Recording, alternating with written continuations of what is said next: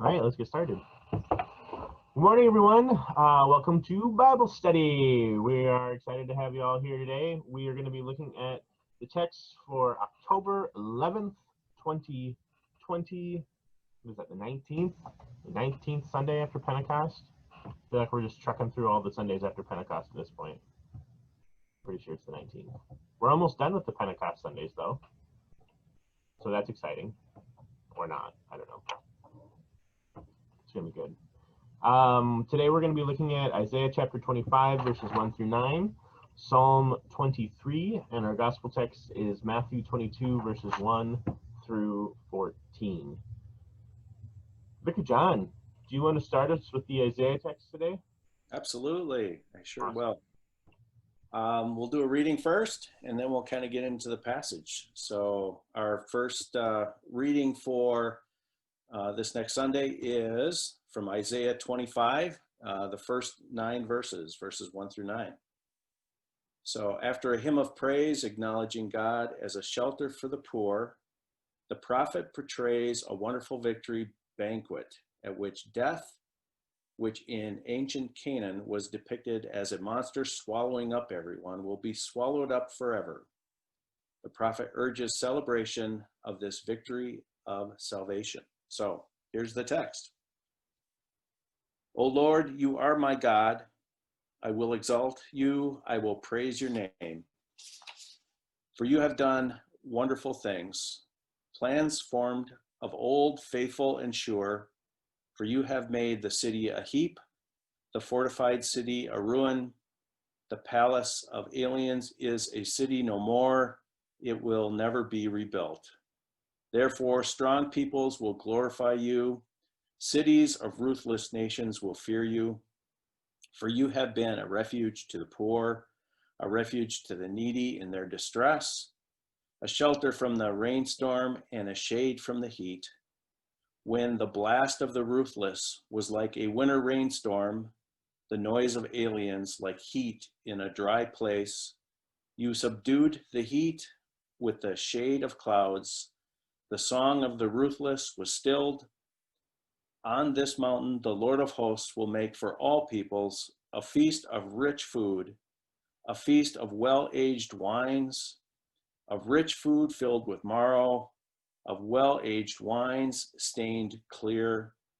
And he will destroy on this mountain the shroud that is cast over all peoples, the sheet that is spread over all nations. He will swallow up death forever. Then the Lord will wipe away the tears from all faces, and the disgrace of his people he will take away from all the earth. For the Lord has spoken. It will be said on that day, lo, this is our God. We have waited for him so that he might save us. This is the Lord from whom we have waited. Let us rejoice. Actually, let us be glad and rejoice in his salvation. The word of the Lord. Thanks be to God. I'm very excited that the intro to this has the word monster and the text has the word alien twice. I'm feeling really good about this. It was a great text, actually. I actually had fun with this text. This passage in Isaiah is in chapter 25 for me was filled with tension, but it was also filled with a lot of hope. Hope in God. And that was, I'm just looking at the text now, that was amazing for me. So to put it in perspective, the scholars believe that much of this passage was written after or close to the end of the Babylonian exile. And if we remember, that exile lasted about 70 years. So it's really amazing to me that the opening verse of chapter 25 says, O Lord, you are my God. I will exalt you and I will praise your name, for you have done wonderful things. And after what the Israelites had just gone through, or what they're going through, you know, they lived through the violence and the captivity of the exile. I think some of them would have had a hard time hearing those words, you know, for you have done wonderful things. Because I think, you know, during that exile, you know, that was a disaster, you know, for them. God had abandoned them. At least I'm sure that's what most of them would have felt like. But here in verse 1 and 2 of chapter 25, you have them exalting God and praising God for God's divine faithfulness. That, to me, there's some hope in there, right? It doesn't sound like God, like they're giving up. It sounds like kind of a glimmer of hope in all this bad stuff that had just happened.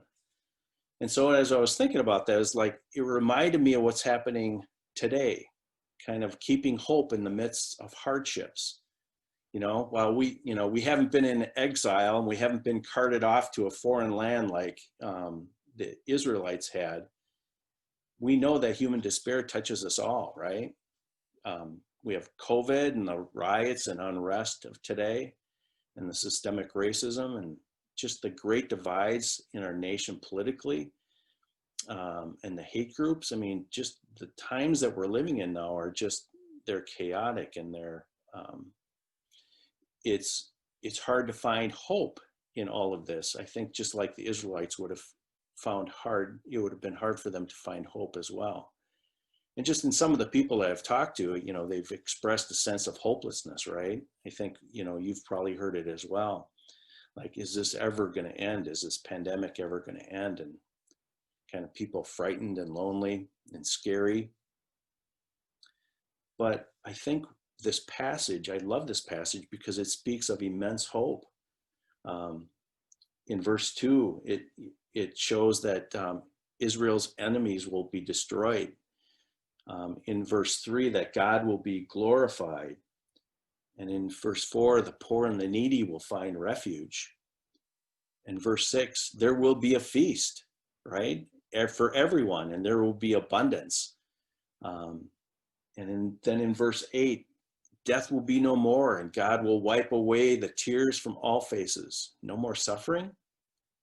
So, I don't know, I'm looking at verse 9 too. It says that the Lord for whom we have waited, I don't know, it's just amazing. This is the Lord for whom we have waited. Let us be glad and rejoice in our salvation.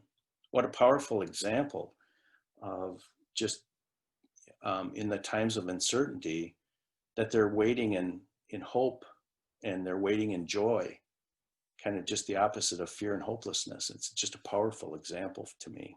So I just felt, there's so many parallels between when this was written. I mean, kind of some dark times of when this was written, and we're kind of living in some dark times right now. And how are we responding? Are we responding with hope and joy, as kind of the author here, as Isaiah is in these passages? I just love this example. So that's kind of the first piece that I really loved. I mean, and then really that table and the feast, I think I'd like to go back and talk it through with both of you too. This repeated metaphor for God's activity, this feast, we see it in all the three passages that we have today. We see it in the Psalm, and we also see it in your passage in the Gospel, and it's just amazing. So that's my first take. Any comments? Fantastic. My Well comment. done. No, I think the last 8 months has felt like 75 years of exile as well. What's that, Tanner? I feel like the last 8 months have felt like 75 years of exile as well. Yeah. Yeah. I like it. The table can always be lengthened. There's always more room at the table. Yep. Add a chair. Sometimes. All right. Let's roll out the psalm then. This is the psalm that is one of the most beloved psalms ever. It is Psalm 25, or Psalm 23. Sorry. Psalm 23 reads, "The Lord is my shepherd, I shall not want. He makes me lie down in green pastures. He leads me beside still waters. He restores my soul. He leads me in right paths for his name's sake. Even though I walk through the darkest valley, I fear no evil, for you are with me. Your rod and your staff, they comfort me. Here's the table again. You prepare a table before me in the presence of my enemies. You anoint my head with oil, my cup overflows. Surely goodness and mercy shall follow me all the days of my life, and I shall dwell in the house of the Lord my whole life long. In the book, Feasting on the Word,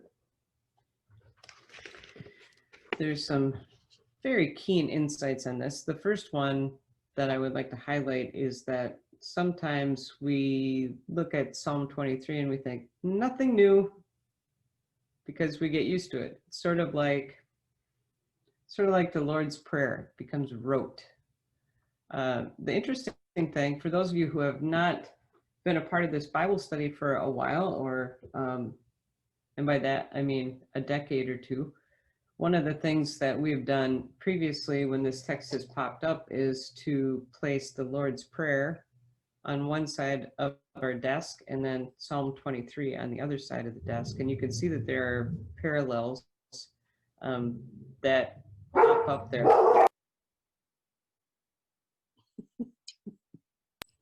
Alert, there's a dog outside the door. We must let you know that there's a dog outside of the door.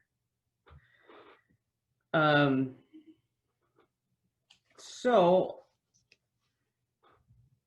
what dangers, toils, and snares present themselves personally, communally, culturally, and how is shepherding experienced, asks the author of this particular article, who is named John Wilkinson. And it piggybacks on what you just said, John. That idea of what are those dark times, what do they look like, and how can we have hope in the midst of them?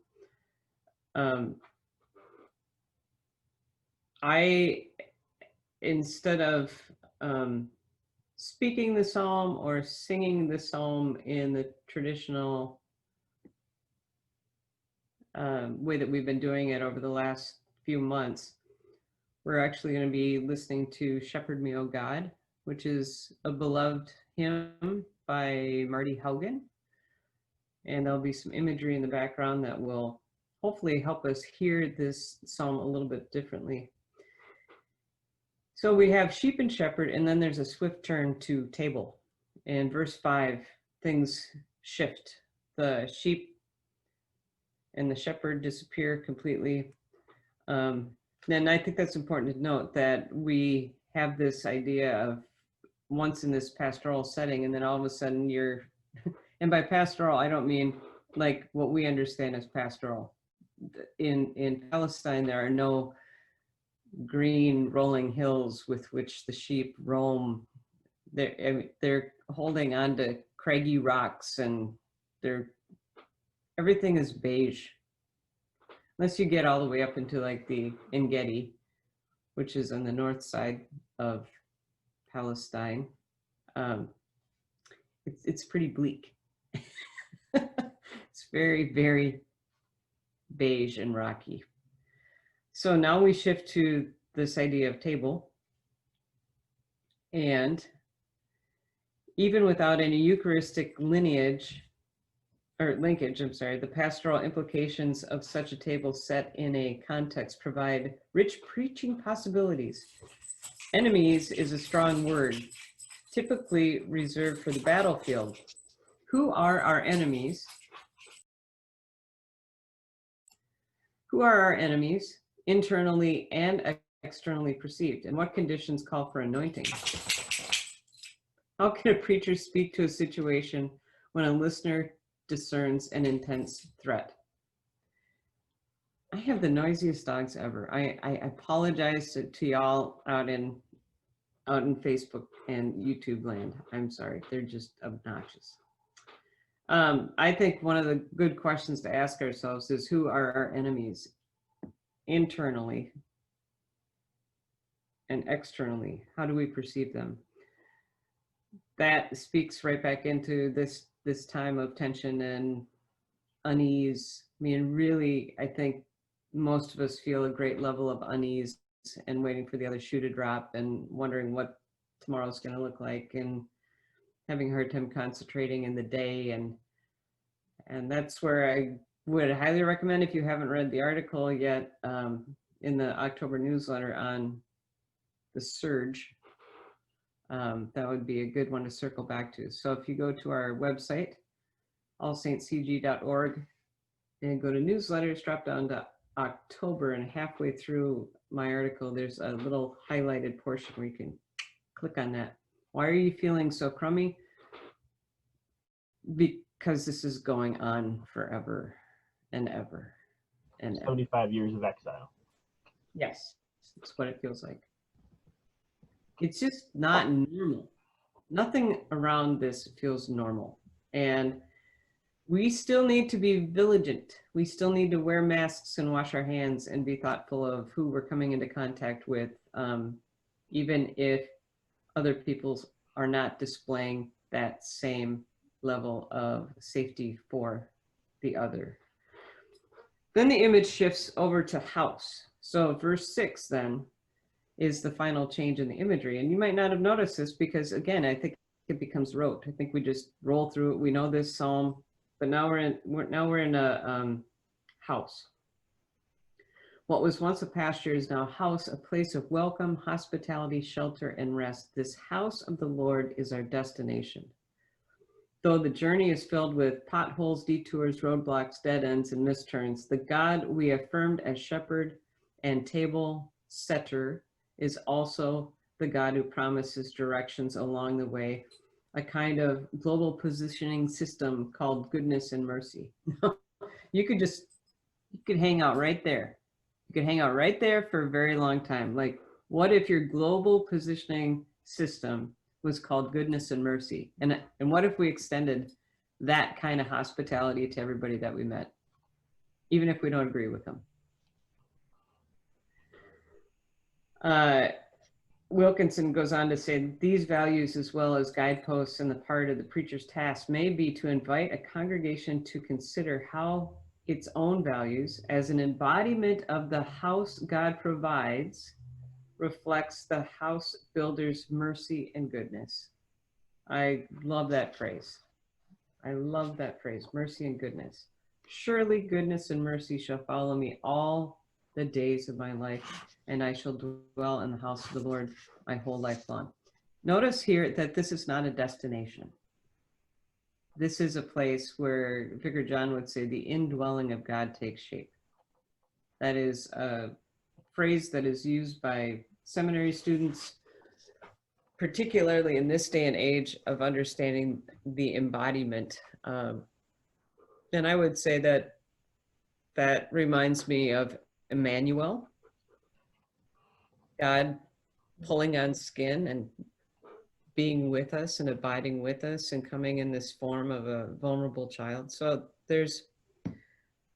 I feel like there's a little bit of foreshadowing for the rest of the text in Pentecost, as well as the great feast day of All Saints' Day, in preparing for these important reminders that we're not alone and that soon we will sing with all the saints in glory. But surely goodness and mercy will be with me all the days of my life, and I shall dwell in the house of the Lord forever. Now, and forevermore. We say that phrase all the time, especially in the blessing of the meal, right? Now and forevermore. May the grace of God be with you now and forevermore. We just need to be reminded of that, I think, over and over again, especially during turbulent times. Any comments or I like it. Stand up and shimmer for you? I think you nailed it. Absolutely. Lots of good stuff there. It's such a good psalm.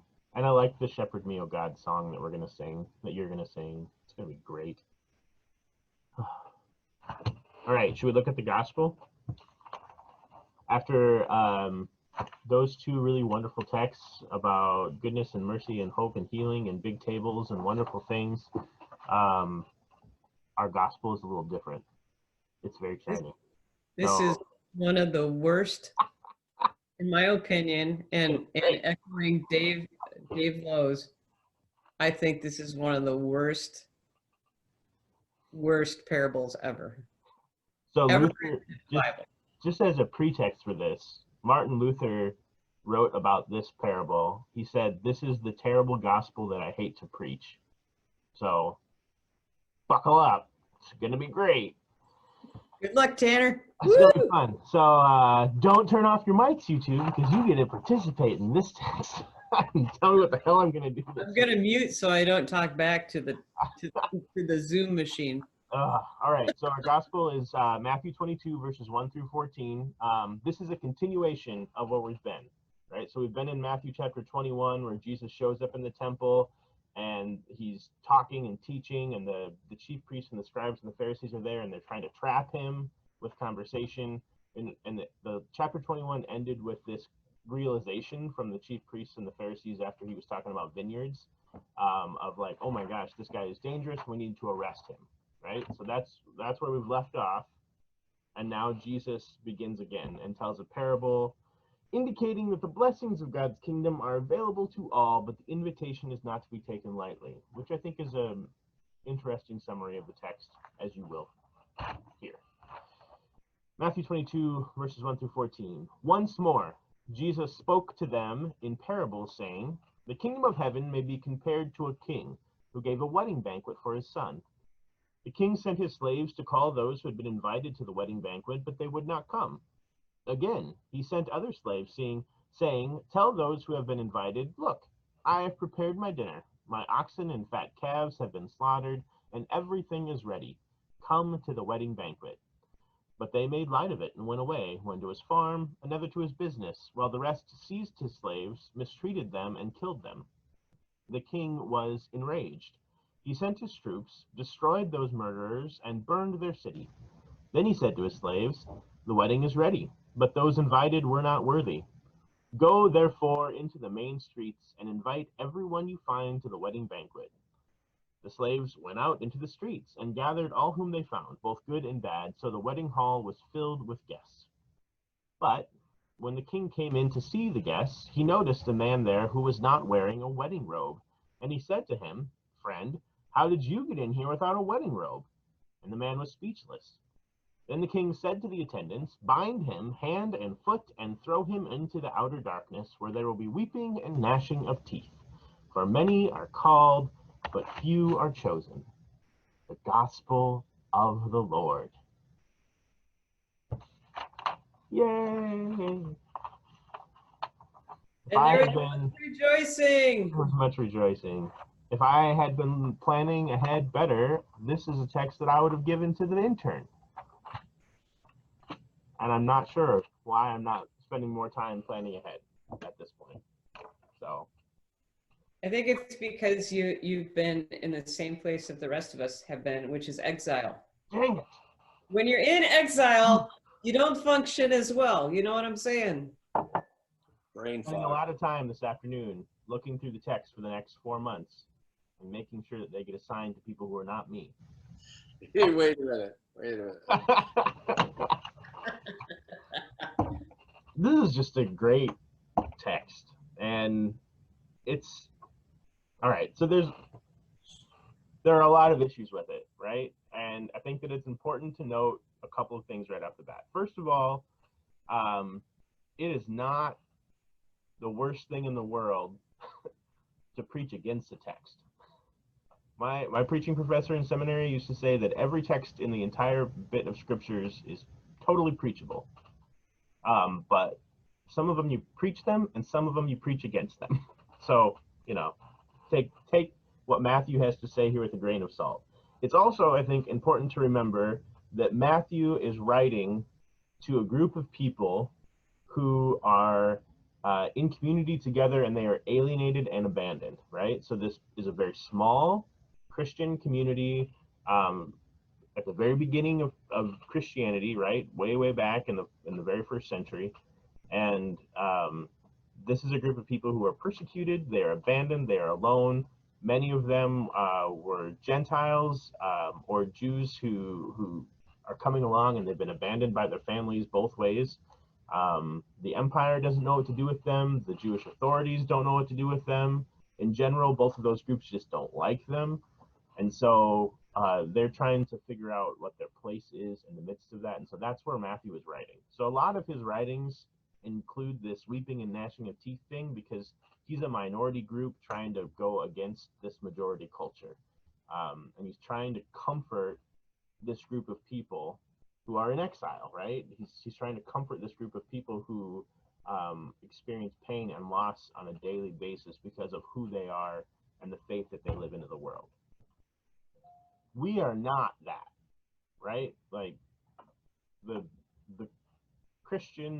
American Christianity is not the minority culture that Palestinian Christianity in the first century was. It's just important for us to remember that context as we go into this. So that is just, I think it's just good for us to remember that. Second, or third, or fourth, or wherever we are in this,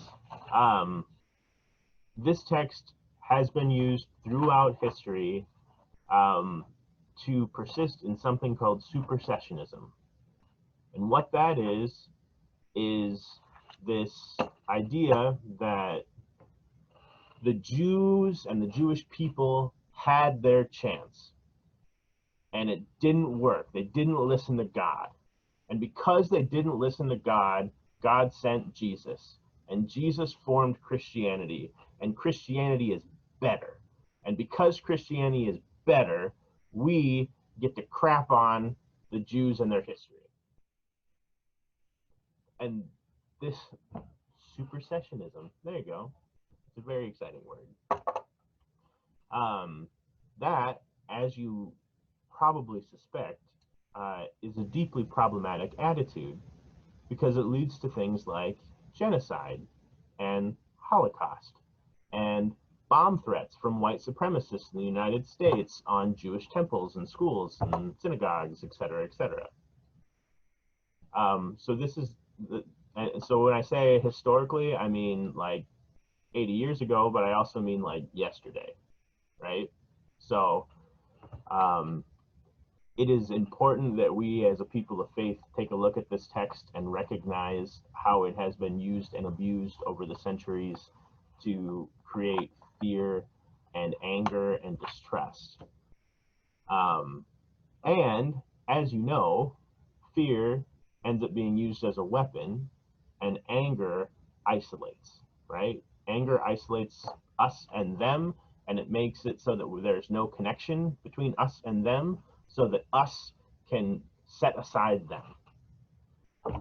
And that is an issue that we see in Manifest Destiny, right? Like, it is God's will that we take over this entire country, regardless of who's there. It is an issue that we continue to see perpetuated in the doctrine of discovery, which our church has repudiated in the past 5 years. But the ideas of it basically being that Christianity and Christian culture and morals and values are the standard, and anything less than that is not only less than, but also should be made illegal and conquered and beaten out of people. And that persists in our legal system today. Like, these are things that this text has contributed to. And so it is important to remember that Matthew, though he is delightful, is not above reproach. Okay. I'm going to pause there for a second and see what Pastor Jules and Vicar John have to contribute. What did you call that second piece?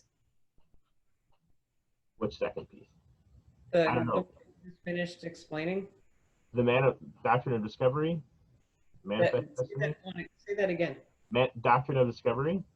Doctrine of Discovery. Doctrine of Discovery. If you do not know, if the Doctrine of Discovery is a new phrase to you, I highly recommend that you just do a quick Google search on that and bring up the Wikipedia article and read through it in depth, and then hop on over to the ELCA website, elca.org, and search Doctrine of Discovery and read the repudiation that we passed a few years ago, and see where that's been interacting in our church. Because I'll throw those links into the comments here, but those are all useful things to have under your belt, because especially in our congregation, as we work with immigrants and refugees and migrants and asylum seekers. I mean, as we, as a congregation, as a synod, as a church, are continuing to advocate for people who look, speak, worship differently than we do, those documents are good things to have in your mind bank as just realities of our world that have existed and continue to exist. Do you know that because you're a parliamentarian? No, I know that because I like watching synod and churchwide assemblies on Facebook. Oh, I don't have to be there myself. well, speaking of Synod Assembly, we passed many things, and all of those resolutions are in, I think all of them are in the newsletter. One of them is they're all laid out, but one of them is in there in its completion. Yep. Yeah. So if you're curious about that, you can go on St. Paul Area Synod. And check out those resolutions. SP, it's spas. Think of spas, luxury spas dash ELC.org. Yeah.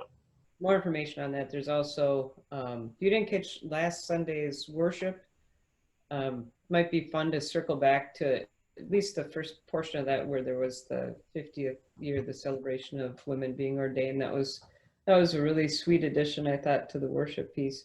But I think what you outlined for Matthew was extremely helpful, because it's a gunky text, and it's important to always know who the audience is, when it was written, by whom it was written, but particularly why it was being written. And I think it is to offer hope. That is the red thread that ran through Isaiah. I believe that's the same thread that runs through Psalm 23. And because of the audience, this would be relatively good news. Yeah, because it lays them out on the right side of history. Right. Of the argument at the time, right? Like that's right. The idea here, is it's trying to give these people hope. So yeah, let's look at the actual text a little bit. In the allegory that's laid out here, traditionally, the characters are kind of labeled in this way, right? So the king is God, the son is Jesus, the initial guests that were invited that refused to come, allegorically, are the religious elite of Judaism. The first group of slaves that are sent out are the Hebrew prophets, who are then, killed and maligned, etc. And then the second group that go out are traditionally labeled as the Christian missionaries, who go out and pull them in with this bring the good and the bad with this new set of good news, right? And so that's the allegory as traditionally is laid out here, right? And so that's where then you get this text, right? But then what I think is always the oddest part of this text, I mean, it's weird. Verses 1 through 10 are weird, right? They are what they are. Even if that's all that it was, it still wouldn't be my favorite text in the world to preach. But where it gets sucky is 11 through 14, right? And when the king comes in to see the new guests, and he sees the man who's not wearing a wedding robe, right? And then he has him chucked up. And that is where, I mean, the king was already kind of weird. I don't know, odd, acting strange. But at this point is when it gets, I don't know, I think really, really tough for us to try to rectify with our understanding of who God is, right? Because then you have the king, or the God figure in this text, the allegory, coming in and looking at this man who was forced to come off the streets, and then kicking him out because he's not wearing the right clothes, right? And so the danger that we get into here, I think, is when we set this up as the wedding feast being church in the now, right? Like, we're supposed to go out and invite people to come to worship, whether that's in a building or online, And if they don't show up looking the exact right way, then they're out, right? Or if they refuse the message, they're out, right? Like if we go and invite somebody to come to church, or you raise your child in the church, right? And then later on they refuse the church, or they walk away from their faith, or whatever, then they're out, right? And there's weeping and there's gnashing of teeth in the outer darkness. Okay, there's danger in these one-to-one comparisons to the church in the here and now, or I mean, like the actual physical building of the church or our community of church as it exists right this moment. One of the commentators that I read this week made it, kind of shifted this all into, instead of it being the church in the here and now, the wedding feast should represent the age to come, right? And so then the garment becomes righteousness, behavior in accordance to Christ's teachings, and the man who is there, who gets chucked out, is the one who accepts the gospel but refuses to live their life in accordance with the gospel, right? And so then it becomes this idea of show up, do good, be kind, right? When we talk about show up, do good, be kind, we're not just saying that it's one of those, right? We take those in tandem. So this idea of just showing up isn't enough. There's work to be done as well. And so then what we have is the king saying, hey, you showed up here, but I see that you're not living your life of faith. I see that you're not, you're talking the talk, but you're not walking the walk. You're showing up, but you're not doing the good and being the kind. You're giving lip service to the gospel, and that's not who we are, and that's not how we are to be, right? And so we can't deny the fact that there's this very specific thread of, like, this is the way that it's supposed to be in Matthew's gospel, right? And that line that Matthew draws again and again and again is something that I think makes some of us, at least in modern Christianity, feel a little uncomfortable, because we like the room for grace and mercy and forgiveness and goodness to exist as well, right? What Jules, what you were saying about living our lives with the GPS of goodness and mercy. But I think that it's useful for us to look at this text and remember that we are not the people that Matthew was writing to either. We are people who have experienced God's goodness and grace and mercy, and who are called to live out God's goodness and grace and mercy, and not called to be a people who cast judgment on people who aren't there yet. And I think that it's useful for us to remember as well that we are people who probably, didn't wear the right garment to the wedding feast on more than one occasion, right? Like, we all fall short of the glory of God. And yet, because God's GPS is goodness and mercy, we continue to be welcomed back to the table again and again and again. And so it is not our work to throw out God's judgment against people, but to remember that we are people who God has judged with goodness and mercy, and not with anger and wrath. And so how is it that we then take the goodness and mercy that we have received and continue to push that into the world as we are called to, showing up, doing good, and being kind? Does that make sense? I see you nodding. That's good. I feel like there's the struggle that I have with this text. There's a lot of them, but one of the biggest ones is that I don't ever want to be in the position where I'm trying to explain away a violent feature of God, right? Like, God comes across as kind of violent in this text, and we don't want to try to generalize away these realities, but we also want to contextualize them. And so, I don't know, what do you think? Well, for me, it sounded like, I guess I'm thinking about Sunday's sermon and the evolution of God. The way that we come to understand God is usually through our family of origin. Mm-hmm. And then we hear texts like this and we're like, see, God's a God that's going to smite people. God's going to be the one to throw them out. And I get to pick who they are because I'm really tight with God. But I think what you did with your explanation was clarify, again, the audience and why all of this came to pass. And it sounds like you got your sermon right there.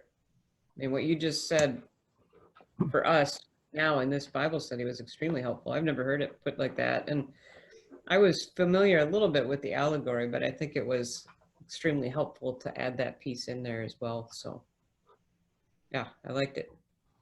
Maybe I'll just cut my little picture off of the screen and I'll just insert that into the worship video. People can just watch me ramble on about things for a few minutes. Like whatever floats your boat. You have the power. You have the power of the worship service. Have the power. I have no idea how to do some of that Who stuff. knows what we get put into the world on any given week? I'm still waiting to see the blooper reel. Oh, there's many. Oh, there's so many. So many. Yeah. I want to share one other thing, and I'm not sure how it completely fits in with this, but I feel like it resonates a little bit. One of my friends, her name is Kit Kleinhaus. She's actually now the dean of Capital University, which is, what is that, Trinity Seminary? Whatever. Anyway, she's the dean of Trinity Seminary, president of Trinity Seminary, and a Luther professor. She shared this today on her Facebook wall, and I loved it. It says, white Christianity suffers from a bad case of Disney princess theology. As each individual reads scripture, they see themselves as the princess in every story. They are Esther, never Xerxes or Haman. They are Peter, never Judas. They are the woman anointing Jesus, never the Pharisee. They are the Jews escaping slavery, never Egypt. For citizens of the most powerful country in the world, who enslaved both native and black people, to see itself as Israel, not Egypt, when studying scripture is a perfect example of Disney princess theology. And it means that as people in power, they have no lens for locating themselves rightly in scripture or society, and it has made them blind and utterly ill-equipped to engage issues of power and injustice. It is some weak biblical work. And that's a quote from Erna Kim Hackett. And I think, like, one of my struggles with this text is that it was written, as I said before, to a people who were not in power. And it's being read by a people who are. And so I think that it's hard for us sometimes to grasp these pieces of scripture when the reality is that we're probably more often than not the unjust king or the people who are refusing. But it's hard for us to put ourselves in that place. Did you say that was Disney princess theology? Disney princess theology, yeah. See, until Pixar really came along, thanks be to God, that was, still is for some young ladies, the model for what the right relationship looks like. Very much so. Like, it wasn't really until Brave and Inside Out and even Monster Inc. and for sure Frozen that no one needed rescuing, and certainly not by a prince. I think that's why Frozen was so popular and still is so popular today. I don't know about the subsequent movies because I haven't seen them yet, but Frozen was definitely one of those things where that charismatic, power over manipulative prince was exposed for the person that he really was. And I think you're absolutely right. It's hard for us to put ourselves in a position where we are the ones who are wielding power inappropriately. Where we're not the hero. And privilege, right? So I always go back to, and this is Ed Bacon, 8 Habits of Love, talks about our default positions, right? So there are some of us that will want to waltz into the room and be the hero. There are some of us who fall prey to being the victim and always default to the victim role. Poor me, or this was done to me, blame, shame, all that kind of stuff. But what I try to live out in my own life is, what does it mean to really be a learner, to be open and thoughtful about how we're going about things and conveying the good news of Jesus Christ, despite the complexity of the Revised Common Lectionary or whatever. When we come to that place where we can be in a learner position, that's where everything shifts. You know, when we can be super curious about things, when we can be open and wondering and actually marvel at going back to goodness and mercy, like that is a gift that we have been given. But I love that phrase, Disney Princess Theology. I wrote an article on that a couple years ago because I was so fed up with all of these shows where, again, women have to be continually rescued. Just ugh. Now we're seeing a lot more where women are maybe not the hero, but at least moving towards that direction. In a lot of different shows and stuff. I fell down into the well of Called the Midwife, and everything that show talks about is about edifying neighbor. It's about lifting up the poor. It's about coming to a deeper understanding of where people are at. And I think this is why I love our mission statement at All Saints, meeting people where they're at and connecting them to the full life in Christ. That idea of, we are not the church. I'm working with somebody who told me their mission statement is, at the church that they're serving as an intern, is something like exposing people to Christ in order that they can get to heaven. It's like almost that blatant. Like that's our job, is to make sure that people know and profess Jesus Christ, so in order that they get to go to heaven. And then I told her what ours is, and she's like, see, now that would be so helpful. And then also trusting the fact that we're not actually in charge of any of that. We are called to shine the light into the darkness, to be cracked open ourselves so the light can get in. I'm talking too much. John, Vicar John, any thoughts, observations, notes? No, I have struggled with this text for a long time, and I still struggle with it. And I think that's a good thing. Yeah. I really do, because it really exposes, I mean, when you sit with these texts that really don't resonate, when you sit with these texts that are just offensive to you, I think it brings out in you, if you sit with them long enough, your biases, your perspectives. I mean, it takes scales off of your eyes, maybe to see things that,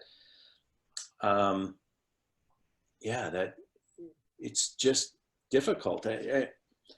The text, actually, the Isaiah text is the same way. There's those tensions in the Isaiah text that we read this morning too. It's just some things that are just, they don't sit right. But there's deep learning in these texts. There's deep things that we can garner from these. I hate this text. I mean, it's probably very strong, but I just do, because that's not my vision or what I think of when I think of God. And yet I need to sit with this text. I need to sit with, if it's conjuring up something in me, why is it conjuring up something in me? Where is that coming from? So anyway, what I've been kind of thinking about as I'm listening to you too. You know, so what you were both just saying though makes me think, like, we've been talking a lot how this pandemic is forcing us to look at these texts in a completely new way. But I think that sitting in these texts that frustrate us, that make us angry, right? What you were saying, John, should force us to read them in a different way too, right? So I mean, get rid of the allegory that I was just talking about God being the king, et cetera, et cetera, et cetera, and recognize the fact that the power dynamics have changed here. So all of a sudden, who's in power? I mean, the reality in the United States is that white Christianity carries a great deal of clout. So make that the king in this text. And then all of a sudden you have this idea of status being attached to people who attend the wedding feast, right? Like, your status is held up only by the number of people who come, right? Your power is only affirmed if you can prove that you have a following. And when people don't come, which, to be fair, why didn't the people come to the wedding feast? Well, clearly this king was a little off his rocker, right? Like, I mean, if the tendencies that come along later in the text reflect the tendencies that he had prior to this text, right? Like, why would people show up to that wedding feast? I mean, you know, and call that the allegory of why aren't people showing up in some of our churches? Because of abusive tendencies that have come out of our churches over the past 50, 60, 100 years, right? And these power dynamics that have served to push down the voices of women, to push down the voices of minorities, to push down the voices of the weak, instead of raising them up, which is what the gospel calls us to, right? To push aside the voices of immigrants and refugees and the widows and the orphans and those who are in need, and instead solidify the voices of those who already have the power, right? Of course people didn't come. So the king sends people out to try to get more people to come. And then when they come, they get yelled at and chucked out because they didn't act in the right way, right? Because they didn't conform to exactly what we want. Well, that's a totally different way of looking at this text than the way that I described 5 minutes ago. But what it reminds us of is that there's this idea that a monarch has to be in control, and the monarch isn't in control in this text. And when the monarch, when the leader, when the ruler, when the people group who have the power are no longer in control, they get scared. And when they get scared, they get dangerous. And they push out anger and they push out fear, right? And we see that. We see that around us right now, right? When people who are in control no longer feel like they have control, the wheels come off.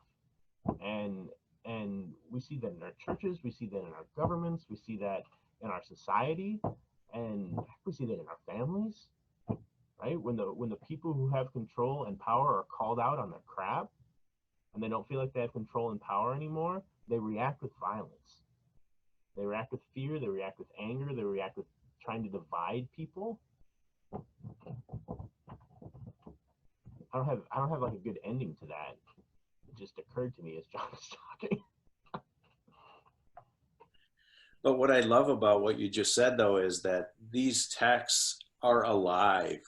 These texts, you know, we read them differently. We're not supposed to read them the same way that a first century or second century Christian was supposed to read these texts. These texts are alive, and parables have deeper meanings that we're supposed to find, right?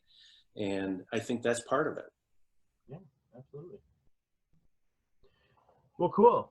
That's all I got. That was a substantial feast. There's a lot going on there. I still don't know exactly what I'm going to preach on Sunday now, but that's all right. Any announcements we need to check out there? Sure. We still have, you could show up at Norris Square between 4 and 4:15 on Wednesdays in the community room, not the chapel. If you would like to have communion, if you are a resident of Norris Square.